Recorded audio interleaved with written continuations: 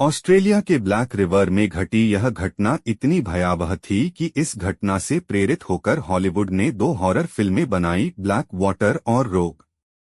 3 बचपन के दोस्त ब्रैड, सॉन और एशली डार्विन शहर में रहते थे।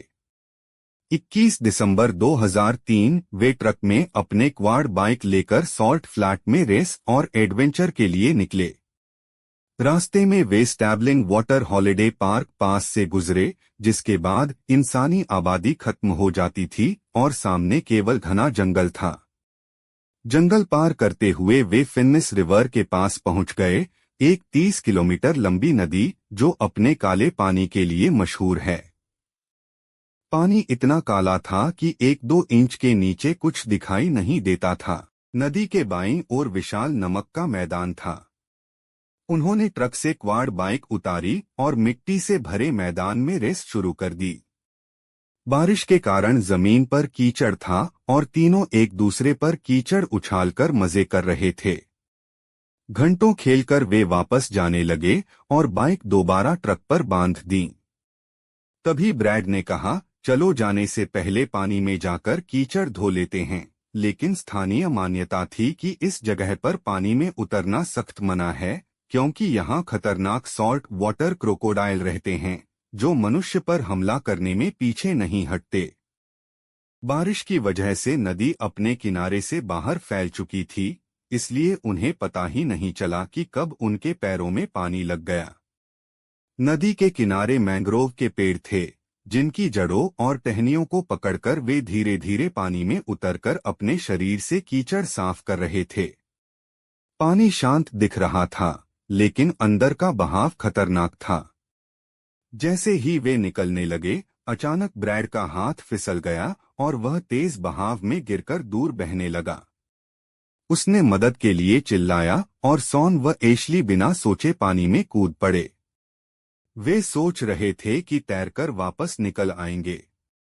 तीनों तैरते हुए किसी टहनी या पेड़ की तलाश कर रहे थे, जिसे पकड़कर किनारे निकल सकें।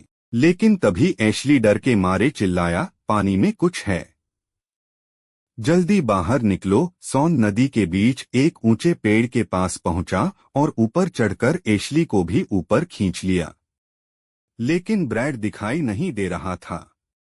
अचानक पानी में एक पीली चीज दिखी। जैसे ही वह ऊपर आई, सॉन और एशली की रूह कांप गई। वह ब्रैड था, जिसकी पीली जैकेट दिखाई दे रही थी और उसे एक 13 फीट लंबे सॉल्ट वाटर क्रोकोडाइल ने मुंह में दबोच रखा था। ब्रैड का शरीर निःशब्द था।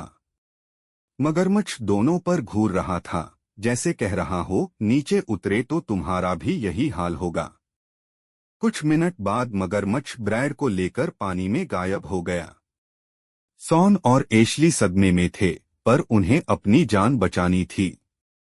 वे पेड़ पर ऊपर की मजबूत टहनियों पर बैठ गए, क्योंकि अगर वे सो गए या गिर गए तो सीधे उस काले पानी में गिरते जहां ब्रैड को खा लिया गया था। कुछ घंटे बाद मगरमच्छ फिर वापस आया। इस बार उसके मुंह में ब्रैड नहीं था, यानी उसने उसे खत्म कर दिया था। रात होने लगी, चारों तरफ अंधेरा, तेज हवाएं और बारिश शुरू हो गई। बिजली चमकने पर ही वे नीचे पानी में मगरमच्छ को देखते। अचानक तेज हवा से टहनी टूट गई और सॉन सीधा पानी में गिर गया। वह 10 फीट गहराई तक डूब गया और बेतहाशा तैरकर ऊपर आया। डर यह था कि मगरमच्छ तुरंत हमला करेगा। बहाव के कारण वह पेड़ से दूर बह गया, लेकिन उसने पूरी ताकत लगाकर वापस टहनी पकड़ ली और किसी तरह ऊपर चढ़ गया। नीचे मगरमच्छ उसी जगह घूम रहा था जहां सॉन गिरा था। उन्हें समझ आ गया कि वे बस बाल बाल मौत से बचे हैं। पूरी रात वे टहनी पर बैठे रहे। तेज तूफान, घना अंधेरा, पानी की आवाज, मगरमच्छ की हलचल, हर सेकंड ऐसा लग रहा था कि मौत नीचे खड़ी है। सुबह होने पर पानी का स्तर और बढ़ गया था। अगर पानी और ऊपर आता तो मगरमच्छ आसानी से उन्हें पकड़ सकता था। लगभग सुबह 10 बजे दूर से पुलिस की आवाज सुनाई दी। उनके परिवार ने मिसिंग रिपोर्ट कराई थी, इसलिए सर्च टीम निकली थी। हेलीकॉप्टर आया और रस्सी नीचे कर बचाने की कोशिश की, लेकिन हवा तेज होने से हेलीकॉप्टर पेड़ से टकराने लगा और पायलट को डर था कि गलती से गिर जाएंगे तो मगरमच्छ के मुंह में सीधे जा गिरेंगे। इसलिए हेलीकॉप्टर पीछे हट गया, पर उस आवाज से मगरमच्छ डरकर दूर चला गया। इस मौके का फायदा उठाकर पुलिस ने एक नाव भेजी और आखिरकार सॉन और एशली को सुरक्षित निकाल लिया। ब्रैड कभी नहीं मिला, ना उसका शरीर, ना कपड़े, ना कोई निशान। इस घटना ने दोनों को गहरा मानसिक सदमा दिया और बाद में इसी असली घटना पर हॉलीवुड में 2 फिल्में बनी। अगर आपको ऐसा ही मजेदार कंटेंट चाहिए तो कमेंट एंड सब्सक्राइब कीजिए।